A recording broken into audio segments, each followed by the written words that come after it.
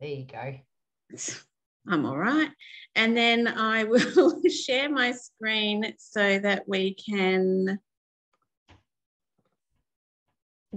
get going. Hello, everybody, and welcome to everyone jumping on. I am super, super excited to be here, and even more excited to be here with Emma Doyle. And today's Coaching Cafe, welcome, Emma.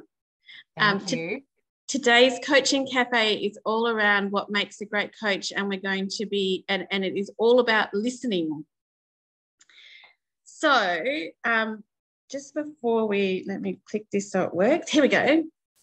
So just before we commence, I would like to acknowledge the traditional owners and the custodians of the land on which we meet today, and their continuing connection to the land, waters and communities of Australia.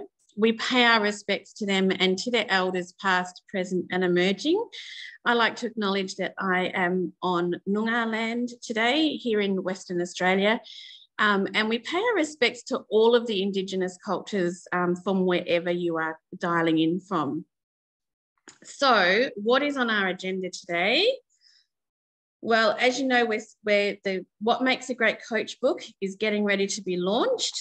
And today we're looking at what does legendary coach Judy Murray OBE think makes a great coach? And the answer that she came up with was listening. So that's what we're going to be talking about for today's webinar. As always, it's about creating community, creating shared learning experience, thought-provoking conversations, and at the end are your CCEUs, which will pop up there. So I guess to get started though is I actually might stop the share because I don't think we're going to need it up for the moment. So if you're all right with Emma, shall we stop the share and then you can see our faces? That's better. So I wanted to say congratulations on the book announcement. And for everyone on the line, I've had the pleasure of getting an early sneak peek, and I am really excited about it. It's written in this really beautiful way that makes it easy to read, and is really thought-provoking as you're going through and you're reading it, going, how does that connect to me and what can I do from a coaching perspective? So I'm super excited, and well done, Emma. It's going to be great when it launches. So we've been enjoying exploring the practices over the past couple of weeks. So share with us, how does it feel to be talking about the book and the practices after all this time? I know everything takes a while to get where you are. How are you feeling? How am I feeling? That's a great question. But well, first of all, thank you for your kind words. It is very daunting as well when you give those first couple of PDFs out to your inner crew to say, hey, give me some feedback, and just like go, also, it's too late for you to say you don't like it. So I think I'm nervous. I think I feel a little bit of anxiety around that, and that anxiety is also excitement. So I tend not to live in that land of anxiety for too long. I ask myself some great coaching questions, like what's the worst thing that can happen and what's the best thing that can happen, and I move on quite quickly. And I think I just sit in this land of probably gratitude for when I personally reread it, which I've read it just a couple of times. I get the feeling where so many people have contributed. And what you spoke about earlier in terms of community and bringing people together, I feel like in this book, I've brought a lot of people together who a lot of people wouldn't have heard of, and also a lot of coaches that are quite well known, especially in the tennis world, which is obviously a heavy part of the book. It's not a tennis book, but it is heavy in the background of my experience of being a high performance tennis coach for so many years. So there's nervousness and excitement meld into one. But even I've just put this backdrop up last week with this jacket, and I thought, oh, I'm going to wear that one again because that's what I'm excited about as well. All the qualities, over 500 of the world's top coaches. Yes, we've condensed it into the top 10 practices, But even on the book cover itself, which of course the proof is in my hands, which is always just like makes that real. And as you said, it's not a hard read. It's, as you see there, it's not that thick, even though I've got my virtual background on there. So I want it to be accessible. I want people to be able to go, hey, I can read this. It's not like, oh, too much for me, which is very in line with my personality. Get it done and take action. So I'm excited. Thanks for asking, Paula. Well, that's okay, because I'm excited too. So the practice that we're talking about today is listening. And it will come to no surprise to all the great coaches on the line that listening is in the top 10 practices of world's best coaches. You kick off the practice description with a story about a meeting with a very special person. Can you, and asking them about what makes a great coach. So would you care to share this interaction with us? Yeah, so it was 2016 and I was at the Piping Rock Club, which is a very prestigious tennis club. And I had that moment where Roger Federer at that time was #1 in the world, and he was playing in a Pro-Am event at this club. And I was just watching the Pro-Am event because I happened to be running a clinic there. And I knew he'd have around 60 seconds between the walk from the Pro-Am to the helicopter, waiting to take him back to the US Open. It was maybe a day or two before the US Open that year. So it would have been around August, September, this time of year. And he was playing an Australian in the first round, actually. So I did ask 2 questions. The first one, I said, do you get nervous? Because I knew who was playing in the first round. This Aussie guy who'd qualified, and his ranking was obviously a lot higher than what Rogers was. And he was really humble and gracious and polite and just said, yeah, absolutely. But there's different levels of nervousness. So that was the answer to the first question. And then I'm like, okay, I've got 30 seconds. I have to ask my guiding question, which I don't think I really knew it was my guiding question back then, to be honest. I just said, can you tell me in 1 to a maximum of 3 words what makes a great coach? And when the beauty of that question as well, Paula, in itself, if you really listen to the question, it enhances people to narrow in on what is most important, which taps so much into listening. And he said, someone who listens. Just thought I'd pause. Yeah. Because in the chapter, so I beg your pardon, in the practice, all our chapters are called practices. Because one of my mentors said to me very early on, she said, Emma, it's not best practice, it's next practice. And I love that little reframe distinction there. Yeah. And in it, I talk about one of my mentors, and he talks about the power of the pause. And that was so impactful for me as a young coach, to stop and create space for learning and all these wonderful things. Damien Carmody-Stevens, he was actually the Australian national kendo coach, which is Japanese sword fighting. And I had the pleasure of meeting him first year university when I was 18. What a tremendous impact he's had on my life. And he now has his own dojo down in Tasmania doing corporate kendo as well as kendo. He's a sensational coach, and he taught me that as well. So I just thought I'd add that in, because after I said someone who listens, we both paused and neither of us felt the need to fill in the space. So what a great little, and of course, we didn't talk about this off air, by the way. That happened naturally, everybody. And yeah, the power of the pause, so key to someone who listens. So please let us know in the chat box. I'd love to see if that resonated with anyone as well there. Yeah, and when you think about the level that Roger Federer has gotten to, and that's the key message from him, I think it's one of those things that we talk about listening all the time, and in the corporate world we talk about listening, but to actually hear someone identified as their #1 and someone who's had such great success, I think it's one of those moments where you actually have to take note, like stop, take note. Okay. And for us coaches, listening is one of those things that I don't know about any of the other coaches on the line, but it's one of the hardest things I found to really build my capability in that space, because we're not actually taught to listen most of the time. We're taught to respond and to be ready for the next thing, and that listening is where it takes it that step back.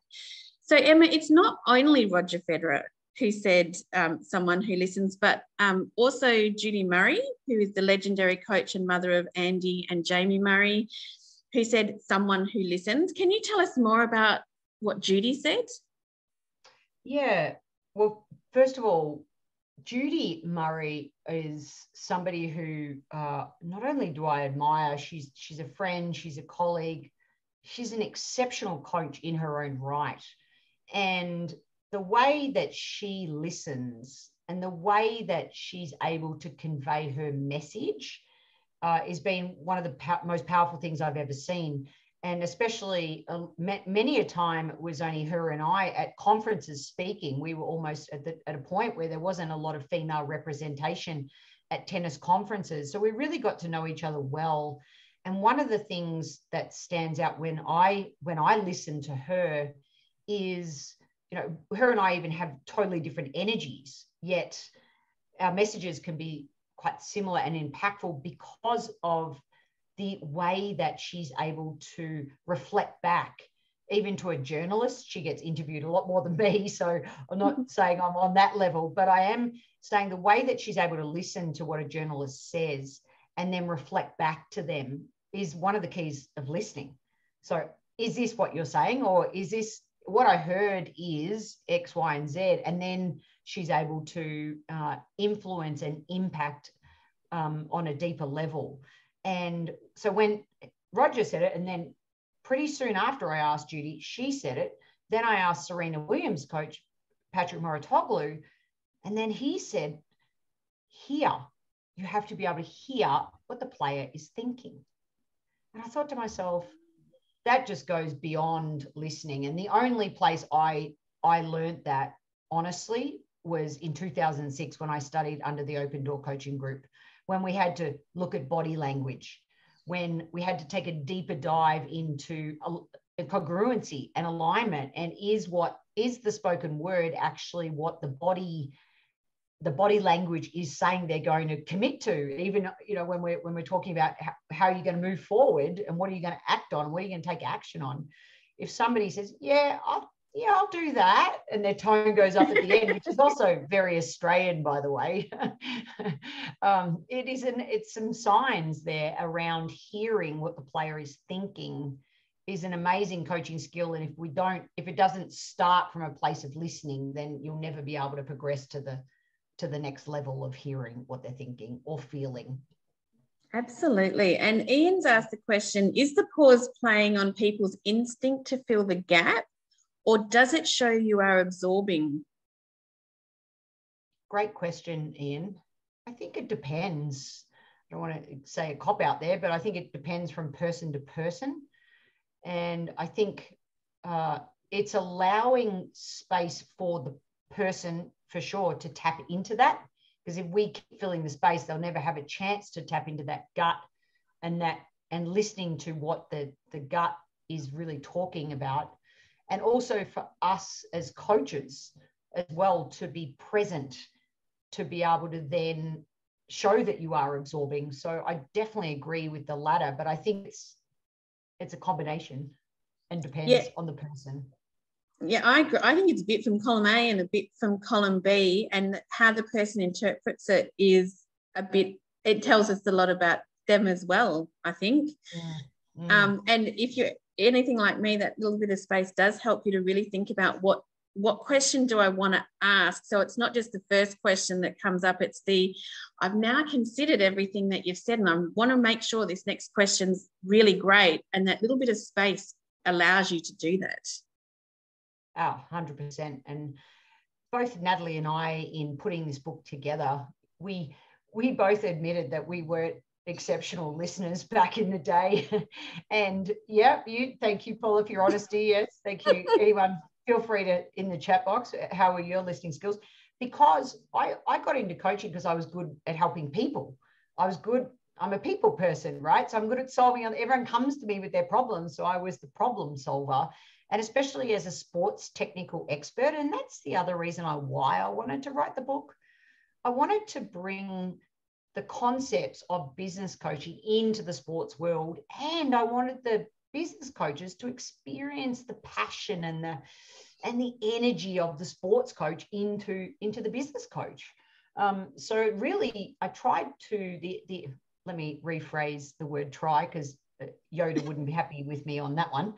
But I really wanted to bring the two together for people to find their own equilibrium along that continuum of listening. But I think that there's a balance for everyone and everyone that you're coaching.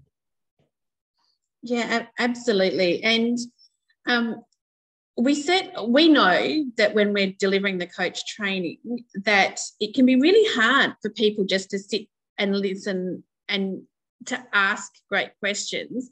What sort of things have you done that have really enabled you to enhance those listening skills and be able to do that? Yeah. So, well, I wanted to bring a couple of practical examples that many of us in the hybrid world are coaching over Zoom now. And I absolutely love having splitting the screen in two and pulling up a Word document, but splitting it in half. So minimizing it and sticking it over my face, because at the end of the day, it's very hard not to look at ourselves when we're talking, because we're like, well, how's my expression? What am I doing with my hands and etc. And when you cover yourself and all your energy and all your focus, and you're typing notes, but you're giving your energy to the person on the screen, you can, and I know you can only often see, say, from the shoulders up, but you can tap into even where they're accessing their information from. Can you remember a time when you were able to maximize your strength in the workplace? And boom, all of a sudden, where are they accessing that information from with the eye patterns and all those little subtleties of how they feel? Are they wiggling, or, are they dropping their head? So there's still so many things we can tap into. So that's one thing that I love to do. I think it's important that before we do a coaching session that we get really present, because no matter what's going on for us, always try and have that at least a 15-minute buffer, because when you go from one coaching session to the next, I think that you lose out just that ability for you to find your own energy, just to equilibrize. Is that a word? There you go. Just made up a new word. You can have it. Yeah, thanks. And basically be super present, which, if we go to the listening chapter, let me just pull it out here. Might as well reference the book, Paula. Absolutely. We will see that. Let's go to, I say in the book, admittedly, I wasn't always a great listener, nor was I skilled at being in the moment. Former world #1 tennis player and coach Matt Wilander said, what makes a great coach is being in the present, or being present, right? So, and that's the Swedish tennis player, right? So, yeah. And he's a coach now. And again, you mentioned it earlier, when people of this caliber, when they are talking about what's most important, and we hear listening, being present, we have to take note and we have to work on it like a daily practice. So there's some of the things. Oh, and one more, of course, Paul, I have to mention, because it's the first time I've mentioned it. The book has a coaching toolkit, because, of course, I'm an open door partner. Why would it not have a toolkit? And the tool under the practice of listening is the agreement frames tool. So many of your experienced coaches may be familiar with this tool, but it's being able to hear something that Paula just said, reflect back to her with either I acknowledge, I respect, I heard, and actually say the words that they used, that you're really struggling with your team right now because of the deadlines that you've been placed under, for example. And then you use the word and. It's an and then ask another question, or perhaps an analogy or a metaphor, share something. But just by using that tool and practicing that agreement frame tool is one of the coaching toolkits within practice number 7, which is listening. And don't be fooled by the practice numbers, by the way, because over the 500 coaches, listening came in at number 3. Number 3. Number 3. So even though it's practice 7, our numbers do have, we do have a method to our madness behind why we put them in that order, which is very much to do with both Natalie and I having a discussion about the way that we wanted to present the information. But listening came in at number 3 across 500 of the world's leading coaches. That's amazing. And I've got on the chat that Ian said he actually talks to himself silently, saying you're here for that person. It's all about them. And I think that's really important, because I think everyone has to find their own way of being present. And for myself, I'm very strong from an auditory digital perspective. And so I am constantly, you can almost see the little words going across my forehead as I'm thinking. And I really go back when I'm preparing and to really do some great listening. I start with, this is not my problem to solve. So I'm telling myself, not my problem to solve. You're here to listen. And it just moves my brain from you have to, figure out which bits are going to go with what, to step back and go, not my problem, right? So, Ian, I love that you start with this, you're here for them. I sort of start with, not your problem. And it's not to say I'm abdicating responsibility. It's just to say, head, it's time to get into a different space and help this person in the way they need to be helped. But it's different for everybody. So you have to really find your space in there. Yeah, 100%, Paula. Couldn't agree more, which does cross over. Of course, all the practices cross over for sure. Passion and energy, you could link those. The other one I just want to link that came up is practice number 8 is curiosity. And I think that's one thing I often say to myself. I'm here to be super curious about what's going on for this person. So I love that as well in my listening. The deeper my level of curiosity to discover whatever is going on, sometimes beyond that surface level, really taps into my listening skills and enhances them, because I'm bringing curiosity to my coaching. So that's just a plug for practice 8. Sorry. Of course. And I think it links into, from your perspective, what does it mean to really listen? And you've mentioned a couple of things. I think that being present and the curiosity. Is there anything else you'd add to what listening really means? We have 2 ears and 1 mouth. And I love the quote that says, people don't really care what you know until they know that you care. And how do we show that we care? By deep level listening, which, by the way, again, if I just refer back to the book, Andy Scantland, who's a corporate coach here in Colorado, that was his answer to what makes a great coach: deep level listening. Also, Emilio Sanchez, world number 1 former doubles player. Now he runs the Sanchez Academies all over the world. Said someone who listens. World number 27 tennis player, and she's a huge coach here in Colorado, Marka Babel from Germany, said listening. The list goes on. We've got Alicia Mollick. She's the Australian Fed Cup captain. She was world number 8. She said someone who listens. Jen Bryce, corporate coach. Robin Soderling was number 4 in the world. So that's just a couple of names out of the book. And the beauty of the book too, you can just flip to the back section and go to the coach reference. So anyone that's named in the book, their 3 words are written in the book. So, and we've had the question, if listening is number 3, what is number 1 and number 2? Well, first of all, if you buy the book, you'll find out. No, I'm just kidding. Of course, I'm going to reveal it. So last week, we shared the top practice, the number 1 practice. So I'm just wondering, was anyone listening to the podcast last week?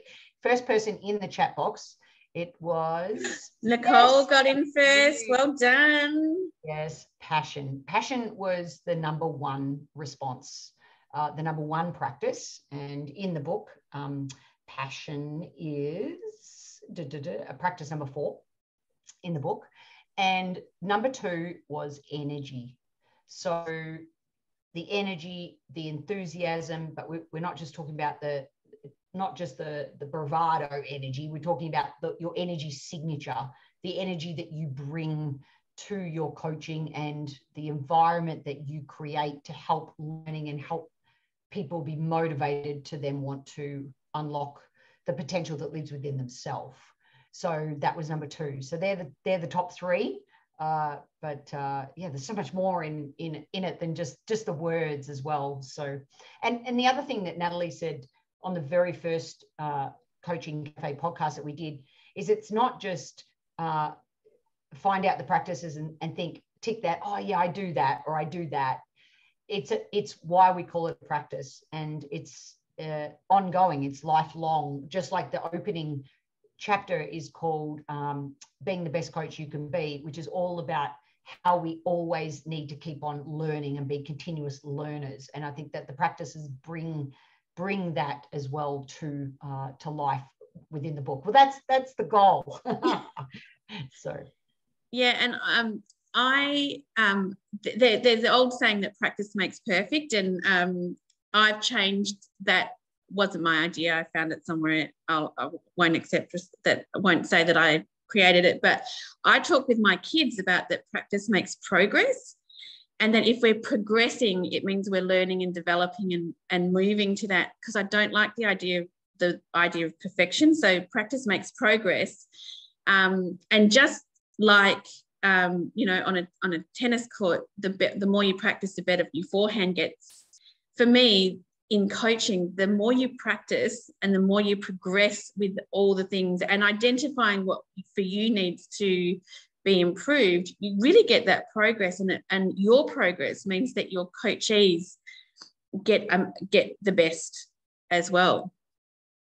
So I'm conscious of time, and so I just wanted to check with anyone whether or not they had any questions for Emma around listening at this stage. Yeah, and while we're waiting for that to come in, I'll just share with everybody that Natalie will be talking about practice number 6, which in the data came in at number 5. And that's very Colorado to have a dog in the background. Thank you. Sorry, everybody. No worries at all. And I also just want to let everyone know that, Natalie will be sharing the practice of empathy at next week's Coaching Cafe podcast. As I said, that came in at number 5 of all the research. And in the book, empathy is that's practice 6 for us. And then I'll be coming in for the final week before the launch, talking about practice number 10, which is resilience. There's been plenty of times I've had to tap into my resilience, Paula, along this journey of putting a book together. So I'm very grateful to the Open Door team and to Natalie Ashdown as well. And then 8th of September, we are on track for the actual date. So if anyone's asking that question, thank you. Yeah, absolutely. And if you want to find out more about the book launch, we've got both the websites up, the Open Door Coaching and the Emma Coaching, the Emma Doyle page. So if you want to find out more about the book itself, you can head there. And if you want to find out more about our certificate for workplace and business coaching, our leader as coach, our diploma of coaching, any of those sorts of things, just head to the Open Door website. I would absolutely love to thank Emma today. There's so much to learn from her. I know I'm a little bit cheeky and having had a pre-look at the book, but I'm really excited about the book, and I think it's anything that makes you think and improve your coaching is a winner as far as I'm concerned. So thank you, Emma. Thank you everyone for listening. That was cheeky. That was cheeky. I had to throw that in there. And don't forget, of course, I'm also running Leader as Coach and a high performance workplace coaching certification through Open Door Coaching here in the USA. So if anyone's US based, please reach out. Amazing. I'm almost going to call that a dad joke, Emma. So I'm going to stop the recording now, and then I'll put up the CCEUs for anybody who needs them, but we will see you next week.